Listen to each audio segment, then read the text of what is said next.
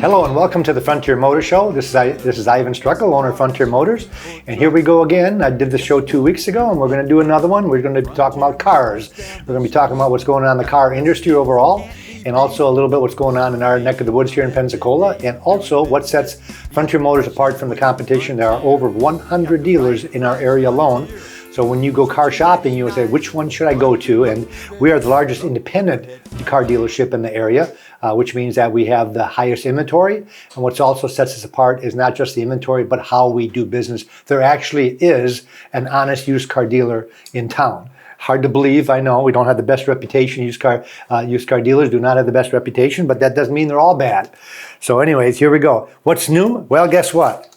The new car shortage is still out there. You see it on the news. You see it everywhere. I see it every morning because I watch probably 3 different channels. I flip all over the place. And this morning, they're talking about the microchip crisis is still there, which means there is a big new car shortage. Well, what does that mean to us at Frontier Motors selling used cars?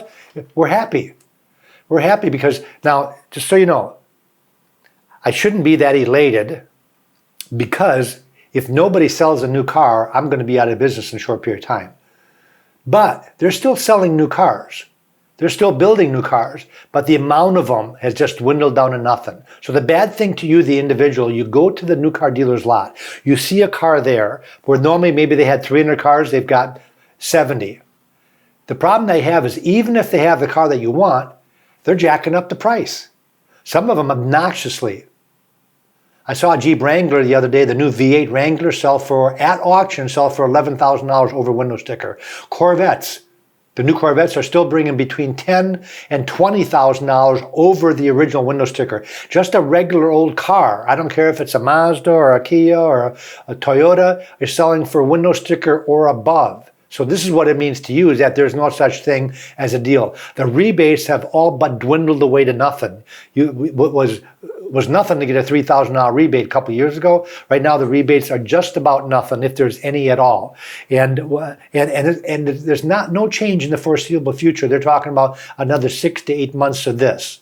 So one of the things that I urge you to do, if you weren't going to do this originally, is the gap might be pretty large between new and used. And the way I always urge everybody to get a price, it gets very confusing. People hate car shopping for a reason. Number one, sometimes how they get treated. Number two, the pressure that most dealers put on you because they feel they only have one shot at selling you a car. So they do whatever tactic they can think of to sell you a car today. It makes most people feel uncomfortable. We don't do that at Frontier Motors. But the one thing that I always urge a customer to do, and I would urge you to walk away if they don't do this, is get an out-the-door price in writing. Something official looking, like maybe a worksheet or a buyer's order. Doesn't mean you have to sign it and agree to it, but get that in writing. So if you're going to go to 3 or 4 dealerships to look at 3 or 4 different cars, you should have 3 or 4 different out-the-door figures.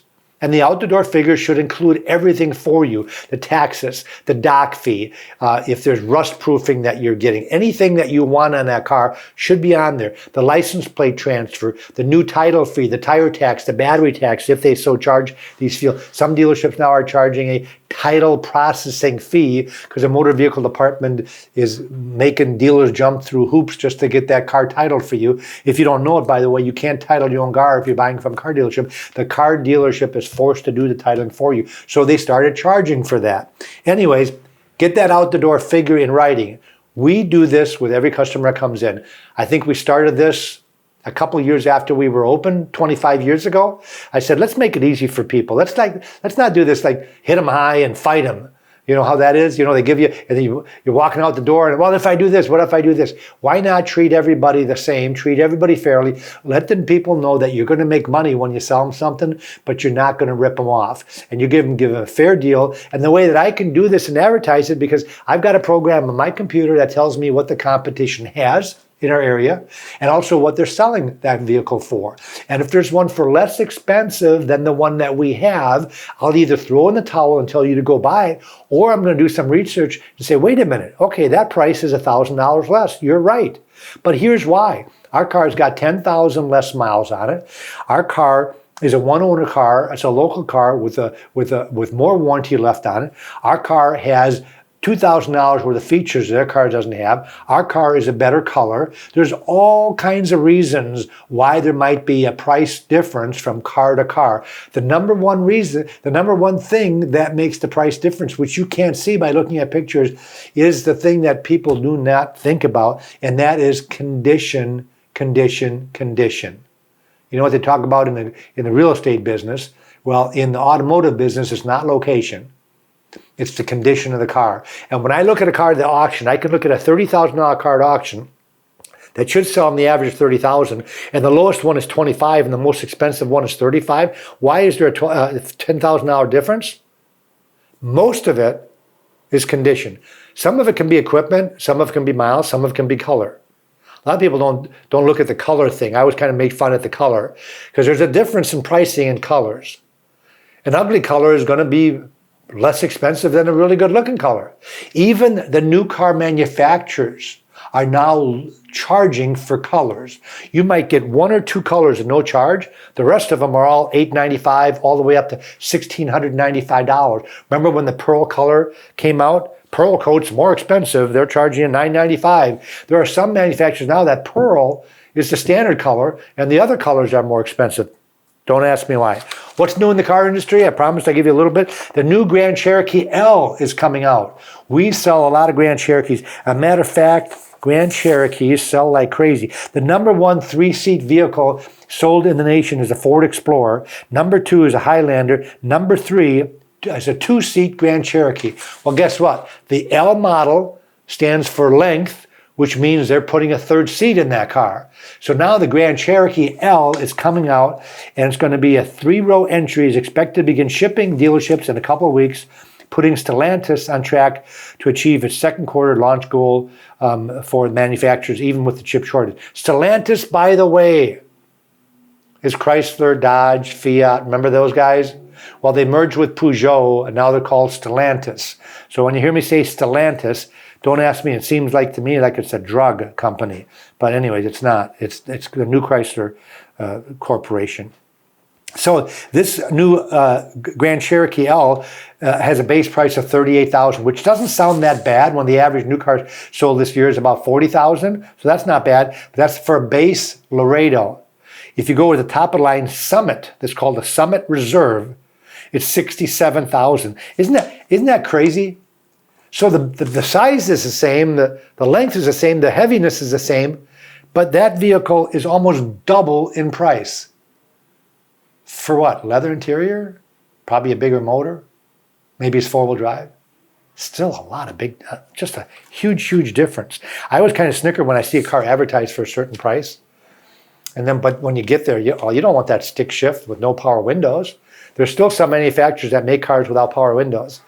There's actually still some manufacturers that make cars without air conditioning. Can you believe it? I think a Wrangler still is one of those. Some people buy them up north and they don't really care. But I noticed in Wisconsin yesterday, it was warmer in Wisconsin than it was in Florida. So even in Wisconsin, which I'm from originally, would be I would want air conditioning. So very, very interesting. So the new Grand Cherokee, very exciting that we can put them on our lot. I love when they come out with new cars.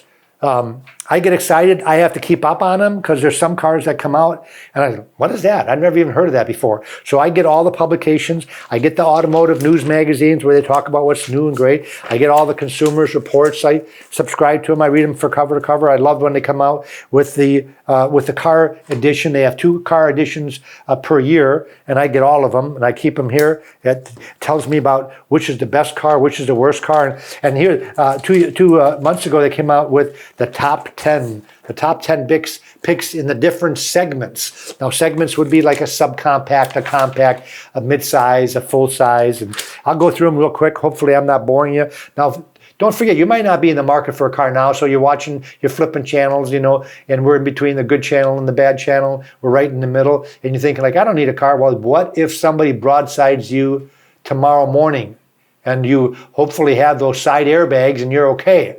and your car is totaled and now you need a car. What if you're driving a 12-year-old car and the motor's ready to kick off? You better pay attention because you might never know when you're going to be in the market for a car. Subcompact SUV is a small SUV. Consumer Report says the Mazda, which they love the Mazda because it is the most reliable brand last year. Can you believe it? They beat out Lexus, they beat out Toyota, they beat out Honda, they beat out Porsche and Audi and BMW. Mazda is the most reliable car sold in the USA. I don't know if you know this or not, but Toyota owns a small portion of Mazda. Number 2 was Subaru. Toyota owns a small portion of Subaru. Number 3 was Toyota. Number 4 was Lexus. So it's kind of cool how Toyota's kind of taken over that a little bit, and I think their engineers must know what the heck they're doing because they do build a reliable car. Small car, Corolla. Now there's other good small cars that they recommend, but they're talking about overall, Corolla. If you're going to get a small car, look at a Corolla. I also like the Sentra. I like the Mazda 3. There's other cars out in the market that I think are really cool cars. Subaru's got a bunch of these cars out there. Billy Anderson runs Anderson Subaru up the road here in Car City, right over that way, about 2 miles. And I always urge you to go to our local dealer, go to Billy, if you're going to need a new Subaru. But if you want to save a little bit of money, I do a really good Subaru business at Frontier Motors. We normally have about 10 on the lot. A lot of them are 2021 models, 2020 models that are competing with the Subaru down the road. So if you're going to buy new, buy there. We don't sell new cars, even though sometimes I'll get cars on the lot that have 15 miles or 20 miles on them. I have to sell them as used because I'm an independent dealer. I don't have a franchise, so it would be illegal for me to classify the cars that are new as new. It's a technical glitch, but I'm telling you, I've got some cars that are just about brand new.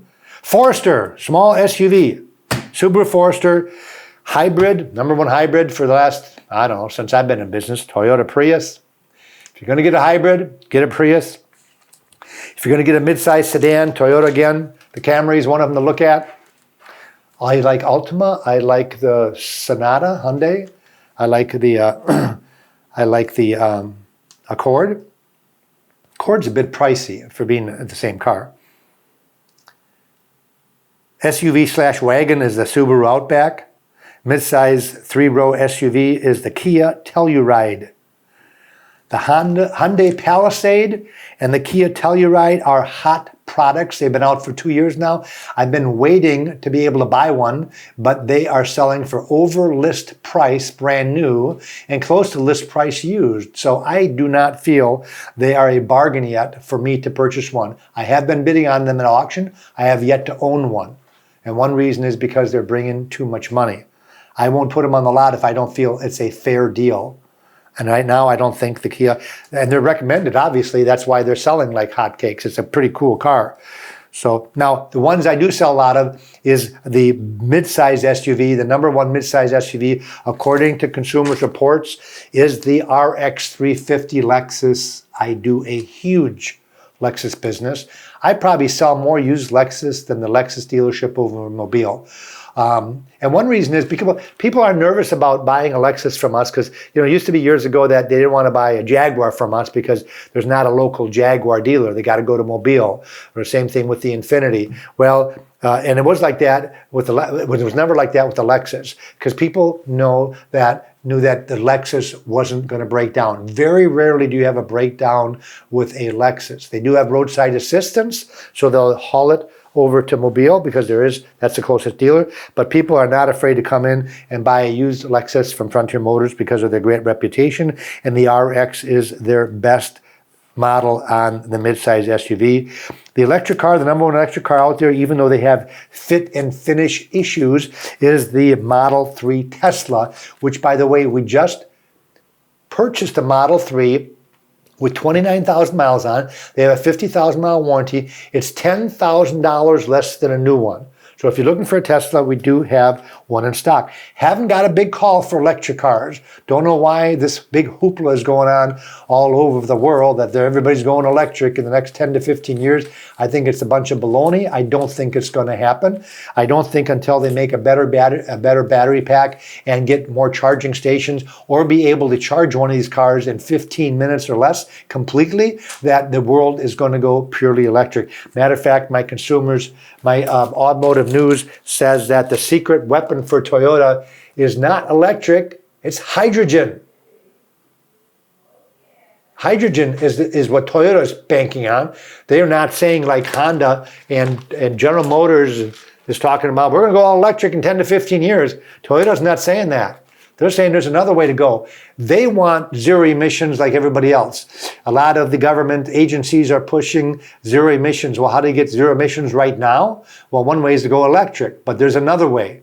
And they're going to discover the other way. And one of them that Toyota's talking about is and they've got it in production already, not for sale, but they've already made them. Matter of fact, the race car on the cover of Automotive News is a completely hydrogen race car. It's a Corolla, and Mr. Toyota is there's actually the guy that runs Toyota, his name is Toyota, with a D, not a T. It's really funny. What is his name? It's Akio Toyota, T-O-Y-O-D-A, Toyota.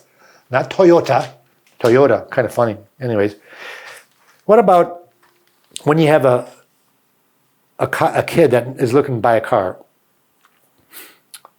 just turned 17, 16, 18, and they're picking out their own car. And you're thinking like, I'm not sure about that. You might want to help them a little bit. You might want to tell them to read the road report for Consumers Reports. It tells you what certain things in a car cost when they break. So let's say this gentleman or gentle lady is going to be buying a $10,000 car and they pick out a BMW. Well, here it says that on a BMW, if you replace the air conditioner compressor, this happens to be a 750, which is a big car, but I'm sure it's throughout the line. It's $4,453 if you go to a BMW dealership to have the air conditioner compressor replaced. If you have a Ford Escape, it's $537. Might want to consider that when you're buying that used car for the kid. What about a water pump? A Lexus Hybrid, the water pump, costs $2,700. A Ford Escape, $253.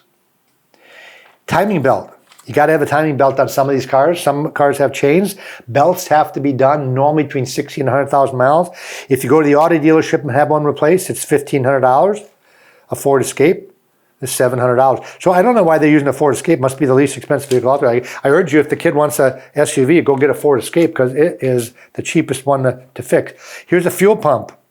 A fuel pump on a Lexus is $3,700. A fuel pump on a Ford Escape is $700. A starter motor on an Audi is $2,700. On a Mercedes, it's $2,700. On a Ford Escape, it's $300.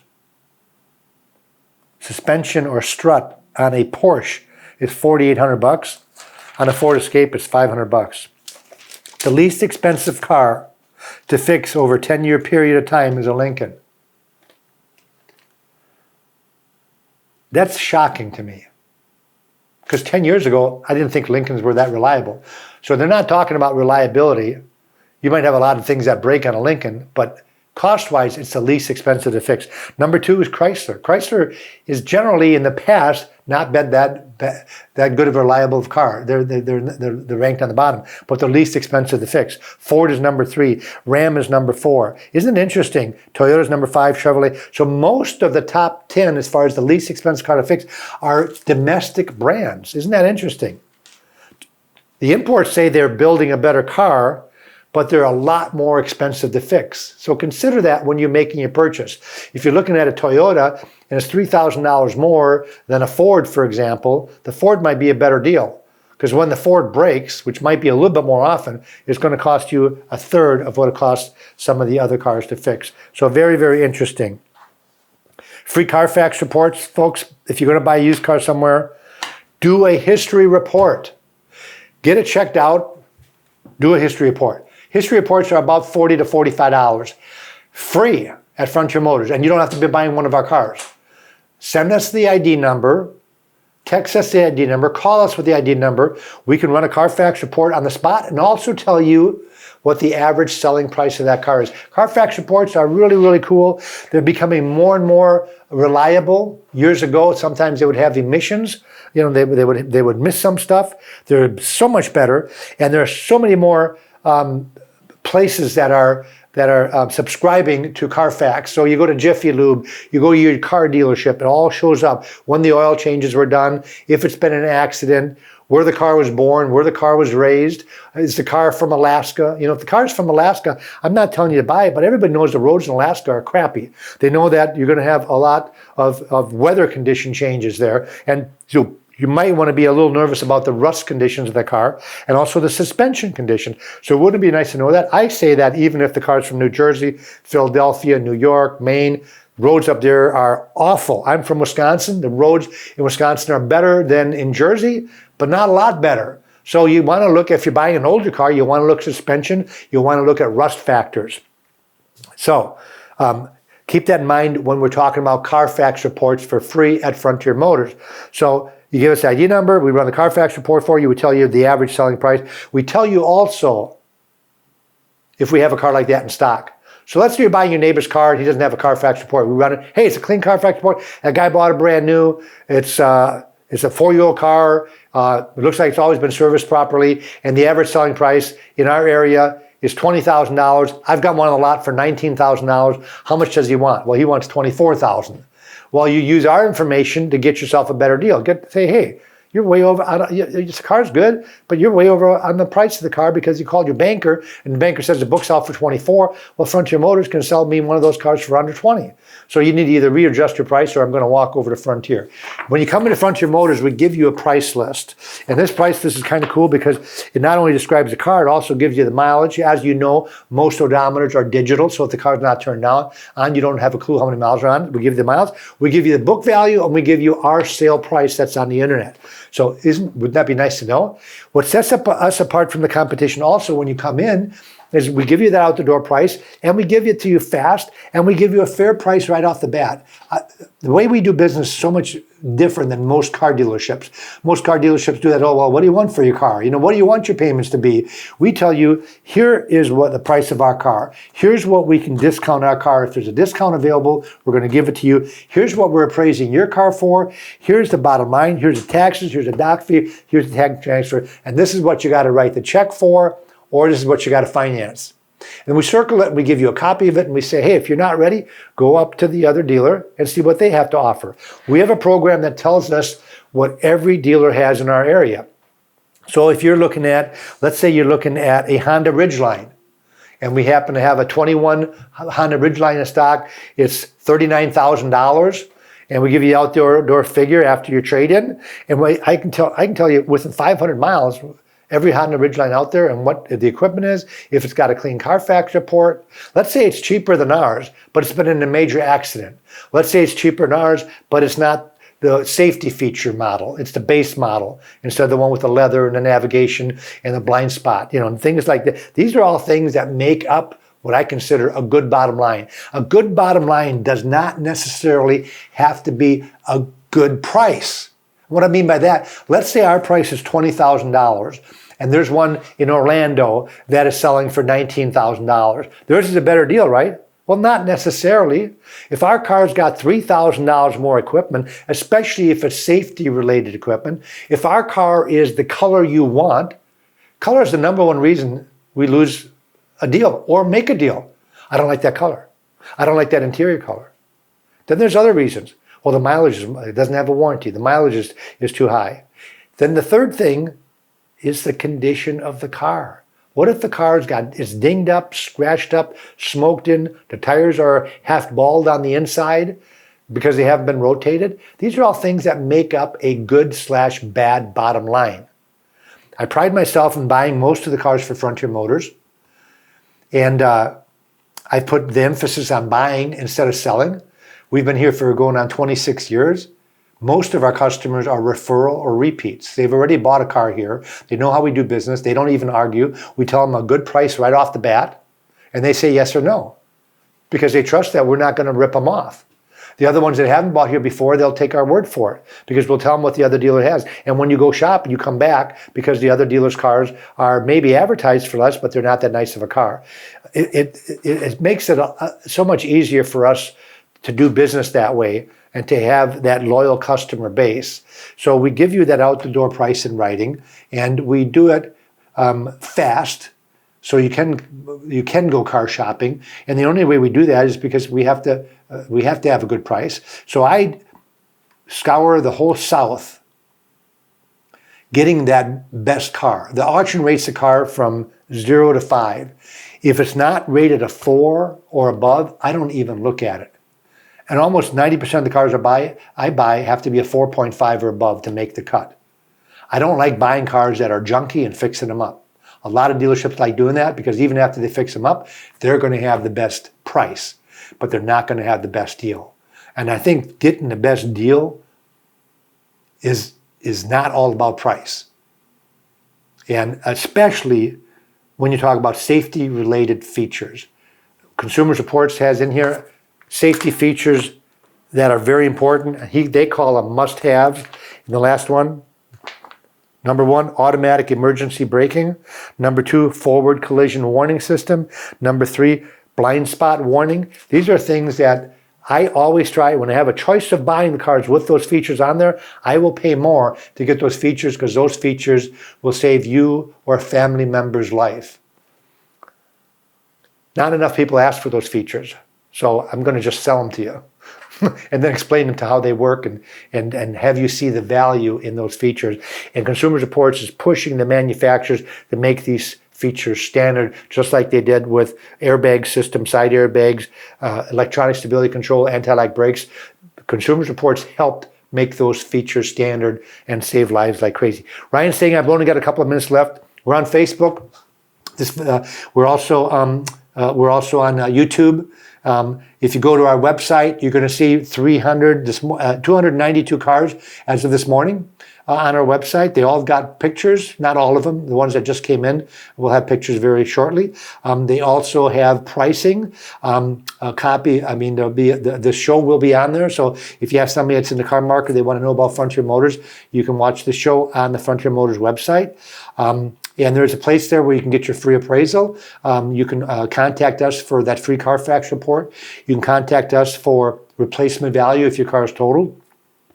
You can contact us in case you need a diminished value letter. In other words, if you've been hit and somebody hit your car, you should be made whole because the value of your car is going to be diminished. So I will give you a letter of diminished value that you can take to that insurance company and get reimbursed because your car is going to be worth less if it's been in a major accident. If it's minor, don't worry about it. But if it's moderate or major, you want to get some extra money for that. And by the way, I talked about that I do buy the cars. Any of the cars that I buy at the auctions in Orlando or Atlanta, I do that. But I've got 4 buyers here at the dealership that would be more than happy to give you a buy bid on your car. Obviously, I'd rather buy a car locally than have to buy one from out of the area. So please bring us your car when you're ready to sell it. Within 15 minutes, we'll cut you a check for that car. Frontier Motors, 230 Beverly Parkway. We got to go now, folks. Thanks for watching. Thanks for listening. Have a great day. Auf Wiedersehen. SUV or truck, guess what? You're in luck. Frontier Motors is down the street. Got the best deals that can't be beat. Don't overpay. Come in today. Doing business the old-fashioned way. Frontier, we got the right price. Frontier, we'll treat you mighty nice. Frontier Motors, low overhead.